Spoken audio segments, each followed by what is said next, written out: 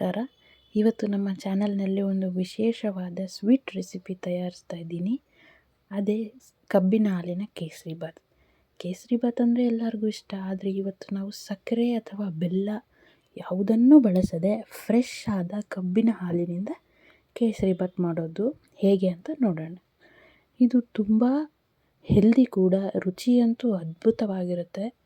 ಬನ್ನಿ ಹೇಗೆ ಮಾಡೋದು ಅಂತ ನೋಡೋಣ.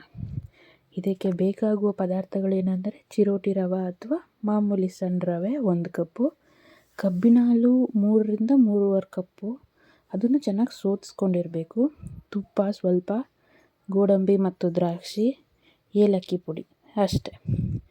ಬನ್ನಿ ಹೇಗೆ ಮಾಡೋದು ಅಂತ ನೋಡೋಣ. ಮೊದಲಿಗೆ ರವೆ ಹುರಿದು ಇಟ್ಕೋಬೇಕಾಗತ್ತೆ. ಮೊದಲಿಗೆ ಒಂದು ಪ್ಯಾನಿಗೆ ಸ್ವಲ್ಪ ತುಪ್ಪ ಹಾಕ್ಕೊಂಡು ಅದಕ್ಕೆ ಗೋಡಂಬಿ ಮತ್ತು ದ್ರಾಕ್ಷಿ ಹಾಕಿ ಕೆಂಪಗಾಗುವವರೆಗೂ ಹುರಿದು ಪಕ್ಕಕ್ಕೆ ಎತ್ತಿಟ್ಕೊಳ್ಳಿ.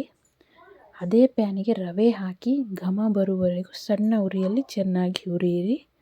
ರವೆ ಎಷ್ಟು ಚೆನ್ನಾಗಿ ಹುರಿತೀರೋ ಕೇಸರಿಬಾತ್ ಅಷ್ಟು ಮೃದುವಾಗಿ ಬರುತ್ತೆ. ಸೆಕೆಂಡು, ನಾವು ಕಬ್ಬನ್ನು ಸಣ್ಣದಾಗಿ ಹಚ್ಚಿ ಅದನ್ನು ಮಿಕ್ಸಿಗೆ ಹಾಕಿ ಅದು ಪೇಸ್ಟ್ ಥರ ಪುಡಿ ಆಗುತ್ತೆ. ಅದನ್ನು ಚೆನ್ನಾಗಿ ಸೋದಿಸಿ ಇಟ್ಕೋಬೇಕು. ನೆಕ್ಸ್ಟು ನಾವಿಲ್ಲಿ ಹುರಿದ ರವೆ ಇದೆ ಅಲ್ವಾ, ಇದಕ್ಕೆ ನಾವು ಸೋದಿಸಿರುವಂತಹ ಕಬ್ಬಿನ ಹಾಲನ್ನು ಸ್ವಲ್ಪ ಸ್ವಲ್ಪನೇ ಸೇರಿಸ್ತಾ ಕೈ ಆಡಿಸ್ತಾ ಇರಬೇಕು. ಗಂಟಾಗದಂತೆ ಎಚ್ಚರ ವಹಿಸಿ. ರವೆ ಎಲ್ಲ ಹಾಲನ್ನು ಹೀರಿದ ಮೇಲೆ ಒಂದು ತಟ್ಟೆ ಮುಚ್ಚಿ 2 ನಿಮಿಷ ಸಣ್ಣ ಉರಿಯಲ್ಲಿ ಬೇಯಲು ಬಿಡಿ.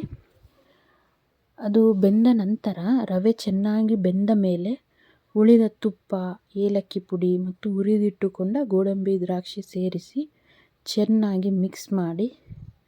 ಕೇಸರಿಬಾತ್ ಅಂದರೆ ನೆನಪಾಗೋದೆ ಅದು ಕಲರ್ ಇರಬೇಕು, ಕೇಸರಿ ಬಣ್ಣ ಇರಬೇಕು. ಸೊ ನಾನು ಸ್ವಲ್ಪ ಕೇಸರಿ ಬಣ್ಣ ಹಾಕ್ತಾಯಿದ್ದೀನಿ.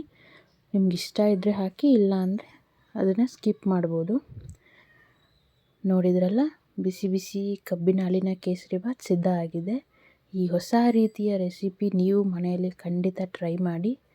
ನಿಮ್ಮ ಫೀಡ್ಬ್ಯಾಕನ್ನು ಕಮೆಂಟ್ ಮಾಡಿ ತಿಳಿಸಿ.